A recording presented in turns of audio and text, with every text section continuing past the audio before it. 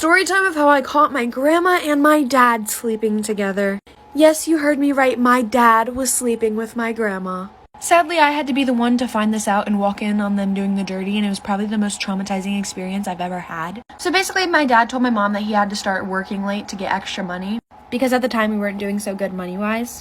So basically, a couple months go by, and my mom said he started acting really, really weird, and then asked me to keep an eye on him and see if he's, doing anything strange. So you know me, the best daughter in the world, kept an eye on him, and I didn't find much out. Until one day, after I came home from school, I got locked out of my house because I didn't have my key, and both of my parents were so called at work. So I told my mom, and she works an hour away, so she couldn't come get me. And so I just had a friend drop me off at my grandma's house. So I tried calling my grandma, but she didn't answer, so I decided I was just gonna go anyways. I go through the back door like I always do, and I wanted to sneak up on her and give her a hug. So I try to be as quiet as I can, and I walk in the room and see my grandma and my dad butt naked on the bed. I'm running out of time. Late for part 2. Part 2 of how I found out that my dad was sleeping with my grandma. So continuing on with the story, I walk in on my dad and my grandma butt naked sleeping with each other. And by sleeping, you guys know what I mean. Oh, did I forget to mention that that's also my dad's mom? So I caught my dad sleeping with his mom. Mind you, my grandma's 55 and my dad is 32. I mean, I guess it's not that big of an age gap. So back to the story, my first reaction was to take out my phone and start filming it. And my dad and grandma did not like that. But I just kept filming.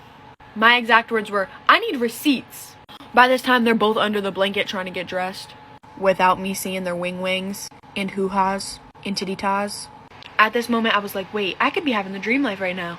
I could blackmail these two into anything at this moment. Then I was like, nah, I love my mom a little more than that. So I started thinking for a second about what I wanted to do. Then I book it out the house and send the videos to my mom. They did get a divorce. My dad lives with my grandma. And I do occasionally see him, but I live with my mom. This is one of the stories of why everybody in high school thought that I was a hoe. Can we please take a moment to just appreciate that I grew my leg hair out for 2 months just to make this video? Okay, thanks. So I was talking to this boy in high school. This same boy, I don't know if you guys remember, that I got caught making out in the movie theaters with. And while I was talking to this boy, I didn't know, but he had a girlfriend. And mind you, I was a freshman, so I didn't know any of the gossip or the tea because I just got to that school. So one day in between classes, he texted me and told me to meet him in the stairwell. And obviously this is when the classes were changing, so everybody was in the hallway. But I didn't think it was a big deal because we were kind of talking and I didn't really think that people would care that much. So when he was walking down the stairs and I was going up the stairs, we just gave each other a quick little kiss. And there really wasn't that many people in the stairwell when it happened. And right when I was turning the corner to get to the second set of steps, I hear a bunch of girls gasping. And I was so confused why they cared so much until my next class when I got a DM. Reasons on why people in my high school used to think I was a hoe, part 2. So I go to my next class and I get a DM notification from some girl. It was a paragraph. And basically it said something along the lines of, if I ever find out that you're anywhere near my man one more time, I swear to God, I'm gonna come back to that school and beat your ass right when you get out. And I was like, bro, what? So I said to her, who are you talking about? And she said the kid's name. And I was like, I didn't know that he had a girlfriend. He never told me he had a girlfriend. And she was like, yeah, okay, everybody knows that we're dating. We've been dating for 2 years, blah, blah, blah. And the kid was 2 years older than me. So I'm pretty sure that that girl went to my school and then transferred or something. Which means that all those girls used to be friends with her. So when they saw me kiss him in the hallway, they ran straight to her and told her.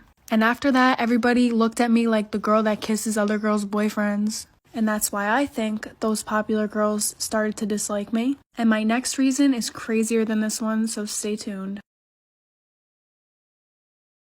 One day in elementary school, it was lunchtime. A bitch had to go potty. It was poo-poo time. So I remember I went to the restroom and I was exploding or whatever. And these girls walked in. We're gonna call them the Chipettes, okay? This is the best part. So the Chipettes start yelling in the bathroom. Is someone here? Can someone hear me? I didn't say anything. I was literally taking a shit. What? These girls, deadass, start laughing. They turn off the lights in the bathroom. They turn on all the sinks, whatever. And they start saying Bloody Mary or some shit. And then the Chipettes run out of the bathroom and shut the door. So here I am getting casted on. I remember seeing a shadow. I fell on my ass. And I start screaming and crying. It wasn't good. So someone called the janitor. Janitor walks in to check up on me. It's a guy. This is why it's better to have one friend that you hang out with regularly instead of having a big group of friends. And trust me, you're gonna want to listen to this story time. So when I was a sophomore in high school, I was kind of going through an identity crisis, and low-key still am. I went to a predominantly white school for the majority of my life, so let's just say I was extremely whitewashed. It was one of those times in my life where if a white person said the N-word around me, I would just laugh. Not because I didn't know it was wrong, but because I wanted to be accepted and I wanted to be like everybody else, and I seeked validation. Sophomore year was really when I started to become who I am today. I wanted to learn way more about my culture and my background, so I started becoming friends with people from other schools that are more diverse. Eventually, I met this group of girls, and I thought these girls were going to be the sweetest girls I would ever meet. Now, this friend group was serving flavor. I'm talking diverse to the T. One night, we decided that we were going to spend the night at one of the girls' houses. Let's call this girl Sally. I kept getting lost on the way to Sally's house, and I thought it was because I didn't know the area that well. Keep in mind, that's what I thought was the reason. I get there and we watch like 4 or 5 movies before I end up falling asleep. And when I wake up, I was in a room full of grown-ass men staring at me. Storytime part 2 of why it's better to have one loyal friend instead of a big group of friends. I forgot to mention in part 1 that when I arrived, the men were already there. Mind you, we were in sophomore year. These men looked like they were in college. So I was already a little thrown off, but I trusted it because I was with my friend. When I wake up, these men are like staring at me. But they try to look away really fast, but I could tell that they were staring at me. I start thinking the worst of the worst. I try to think of any possible way that I could get out of there, whether it was physically or mentally. So I pretend to fall asleep just to escape the reality of it. But then one of the men at the bottom of the bed starts rubbing my feet. I immediately kick my leg so I can get his hands off. Now I'm thinking he's gonna be mad and I'm gonna get fucking attacked. So I try to make small talk to loosen the tension. So I look at the guys and I'm like, hey, do you know where the girls went? One of them looks at me and says, oh, they went home. So I'm like, I thought this was Sally's house. And they say nothing. So at this point, I think I'm being set up. I try my best to not make it seem like I'm suspicious of them. I casually act like I need to pee. Walk into the bathroom and I see a window. Automatically something clicks in my mind, get the fuck out of there. Making part 3 right now.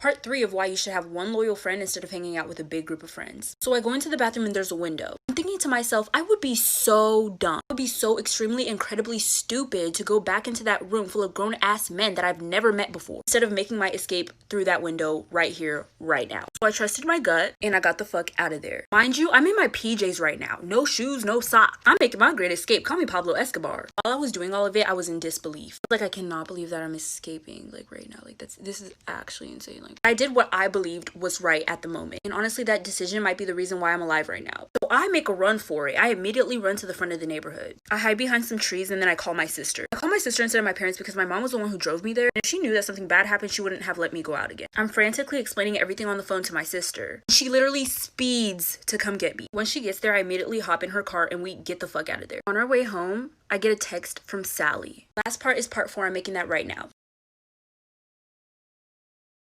Part 4 of why you should have one loyal friend instead of having a big group of friends. So I'm on my way home and I get a text from Sally. Hey girl, where are you? We went to the gas station to get some milkshakes. You could have came with, but you were already asleep.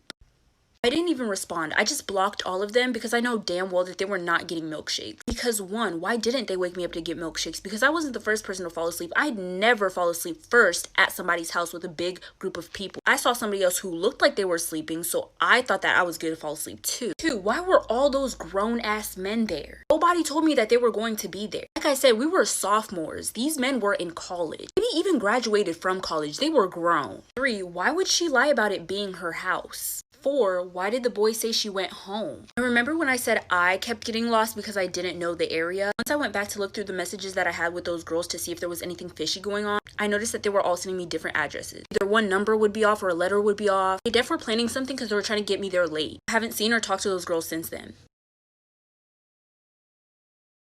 One day I was in math class and my crush was sitting next to me. We're gonna call him Diego. So Diego and I were like teasing each other, we're like flirting, whatever. So fast forward 10 minutes, Diego asks the teacher, can I go to the bathroom? And then Diego looks at me and he's like, I'll see you soon. And I was like, silly goose, what? So Diego goes to the bathroom. Then I get a FaceTime call. Oh, this is the best part. So I answered because I was like, okay, maybe something happened. Oh, something did happen, okay? So I answer and the first thing I see is he's putting his camera on his, his bacon down there. And you know what the best part is? So right when I answer, obviously I was scared and I was like, and then my teacher was like, what happened? She grabs my phone and looks and she's like, why is it so small? My daughter Savannah is the CEO of faking illness to get out of school. So when she does not feel like being there, she will go to the nurse's office and complain to them that she is really not feeling good so that they call me and I have to go get her. Well, one day after this happens, I walk into the administrative office and everybody is really concerned because Savannah is sitting in a chair like so dramatically like, hi, Mom. And like when I saw her, I burst out laughing. I was like, oh my God, are you okay? And everybody looked at me like I was some really bad mom. Like, oh my God, why aren't you more concerned? But as we were walking out, she was walking really slow and actually didn't look good. So even I was a little concerned. I was like, oh my God, honey, are you okay? Until we got to the car when Savannah looks at me and goes, you know what, Mom? I feel better now. And I was like, Savannah, are you serious? And she's like, Mom, do you maybe want to go to Starbucks and have like a girls' day? And I was like, honey, what kind of question is that? You know I do. Okay, story time. So I work at a jewelry store, and today a man came in looking for a gift for his wife for their 10th year anniversary. He ended up picking out a piece that said, my beautiful wife. And I said, anything else for you today? And he said, no, that's it for her, but I do want to make another purchase using a separate credit card. And could you possibly create a different account for me? And I said, sure, what are you looking for? And he said, do you have anything that says girlfriend? And I said, yes. And he said, perfect, I'll take it. And do you have anything that says happy 1 year anniversary to go with it? And I said, yes. And he said, perfect, I'll take it. So I boxed everything up all nice and I put them in their respected bags. He had me mark a K for Kristen on the bottom of his wife's bag and an L for Laura on the bottom of his girlfriend's bag. I put pretty bows on them. I handed it to him. I said, they're gonna love it. Have a nice day. And he said, thank you. And shit, I just remembered that his wife's name is Laura and his girlfriend's name is Kristen. I must have mixed up the bags. Oops. Story time of how I caught my teacher and my best friend doing the dirty. So everything was fine up until the middle of the year when she started acting really strange, and so did he. So at the time, I was 13 and she was 14. And I'm pretty sure my teacher was in his mid-20s or 30s. So basically, she's the type of girl who literally hates school and would do anything to get out of class. Then I noticed her getting early to class and not leaving until everybody else left. Then I started paying a little more attention, and he would always walk by her desk and slip her notes and candy and just weird stuff, and it was really, really strange to me. He also moved to her desk right next to his, which his was all the way in the back left corner of the classroom. He would also always make jokes with her, which I didn't really understand until I found out they were sleeping together. So on Friday, my mom messaged her parents asking if they could pick me up Monday because my parents were going out of town that weekend and I hated riding the bus. Well, I'm guessing she didn't know that I was going home with her Monday. So that Monday, I got into her mom's car and I asked her mom where she was. Her mom said that she was failing math and her math teacher offered to tutor her. This teacher was also brand new. I'm running out of time, so for part, here's part 2 of how I found out my best friend was sleeping with our teacher. So continuing on with the story, I told her mom that I've never seen him tutor somebody before. Plus, she told me her grades were sky high in that class. I ended up forgetting my pencil pouch, which had my keys to my house in it, so I had to go back anyways. And when I went back, the door was locked. And like he had something over it or whatever, but I could see under it because he didn't cover it all the way. And she was on his desk and he was kissing her or doing weird stuff. I knew her mom wouldn't believe me if I told her what I saw, so I just told her it was an emergency and she was in trouble. So we booked it back to the classroom. And at first we didn't see them, and then she seen a foot come from beside the desk. Mind you, we're peeking under it, so we couldn't really see much. She started banging on the classroom door and screaming. I've never seen her this mad. I was honestly terrified that I ran into a separate classroom. The teacher to this day, I'm pretty sure he's still in jail, and she is still homeschooled and grounded with no phone. We found out that he was married with 4 kids. Well, was married. Hey friends, I got a story time for y'all while I take off my wig cap. It got stuck on my head again. I don't know how this keeps happening to me, but that's the price that I paid to have a laid lace. Okay, so I was talking to this one named Kevin, and I loved him. I thought we was gonna get married. He had a big family, and they all hated me, especially his sister. But I'll get into that. So one thing about Kevin, his whole family of 6 lived in a 2-bedroom trailer. None of them had jobs. Why I wanted to be in his family so bad, I don't know. This was before I became a city girl. Even though Kevin was like 18, his parents would not let him leave the house without them. So his parents and all his siblings went on the dates with us. Now, one thing about it, one of his sisters especially hated me, but I did not know why. I always figured she was jealous because she didn't have her own room, because apparently all 4 of them, who was all adults, 2 boys and 2 girls, shared a room. And one time they let me come over their house, I picked up on some stuff. They did not have a bedroom door. And in that tiny room, they only had 2 cots for 4 people. But you can't feel bad for them because all 6 adults was unemployed by choice. So tell me why his sister that hates me pops up with a bun in the oven. I'm trying to figure out who the daddy is and how, because y'all are never away from y'all family, never out of their sight. Come to find out, the reason why she hated me is because she was messing with her own brother, and Kevin was the pappy. one time in the 5th grade, just don't understand why. 5th grade was a year for me. This bitch in my class, Natalie, and I swear to God, Natalie, if you are watching this, you still need to catch my fade. Anyways, Natalie, one time I showed her a note that I wrote to my crush at the time, and it, like, everybody knew I had a crush on this goofball. Except for me, I didn't know everybody knew. So I showed it to her and I was like, yeah, this is to blah blah blah. And I was one of those stupid kids, so I had to like leave the classroom at a certain time to go to another classroom to receive extra help. And this bitch Natalie took my fucking note, and at lunchtime, everyone knew at that point, but like they knew. And the kid that I liked best friend was all like, hey Monet, you like blah blah blah? And I was like, who told you? So then Story time. So one day I was walking home and I like snuck out that night, so it was like really dark and scary. It was like 4 a.m. I met up with my boyfriend.